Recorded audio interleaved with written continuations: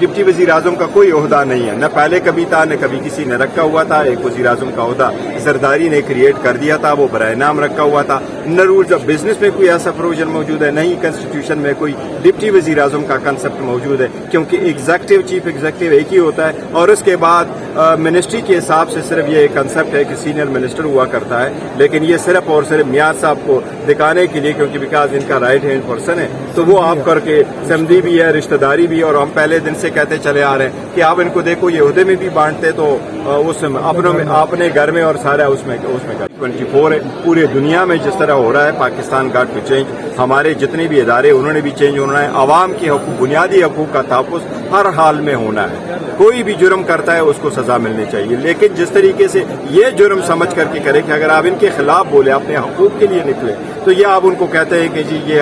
یہ غلط ہے، یہ انلیگل ہے، اور آپ ان کے خلاف کارروائی کریں گے۔ انہوں نے آج تک جتنی کارروائیاں کی یہ سارے عدالتوں میں جائیں گے، انشاءاللہ سب ختم ہو جائیں گے۔ آپ نگران وزیر اعظم اپنا ڈپٹی وزیر اعظم پہ آپ کیا کہتے ہیں، آئین اور قانون کیا کہتے ہیں؟ دیکھو، کنسٹیٹیوشن میں ڈپٹی وزیر اعظم کا کوئی عہدہ نہیں ہے، نہ پہلے کبھی تھا نہ کبھی کسی نے رکھا ہوا تھا۔ ایک وزیر اعظم کا عہدہ زرداری نے کریٹ کر دیا تھا، وہ برائے نام رکھا ہوا تھا۔ نہ رولز آف بزنس میں کوئی ایسا پروویژن موجود ہے، نہ ہی کنسٹیٹیوشن میں کوئی ڈپٹی وزیر اعظم کا کنسپٹ موجود ہے، کیونکہ ایگزیکٹو چیف ایگزیکٹو ایک ہی ہوتا ہے، اور اس کے بعد منسٹری کے حساب سے صرف یہ کنسپٹ ہے کہ سینئر منسٹر ہوا کرتا ہے، لیکن یہ صرف اور صرف میاں صاحب کو دکھانے کے لیے، کیونکہ بیکاز ان کا رائٹ ہینڈ پرسن ہے، تو وہ آپ کر کے سمدھی بھی ہے، رشتہ داری بھی ہے، اور ہم پہلے دن سے کہتے چلے آ رہے ہیں کہ آپ ان کو دیکھو یہ عہدے میں بھی بانٹتے تو اس اپنوں میں اپنے گھر میں اور سارا اس میں کرتے۔ سر، صحافیوں پہ جس طرح کی کریک ڈاؤن ہو رہا ہے، تحریک انصاف کا ہم سنتے رہے یہ مطلب تھا کہ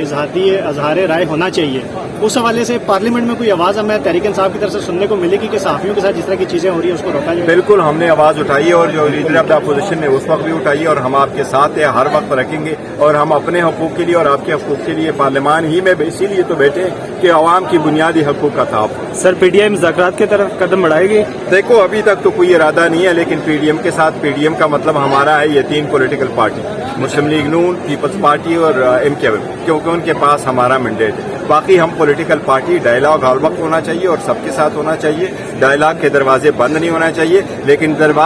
ڈائلاگ کا مطلب یہ نہیں ہے کہ ایک دوسرے کو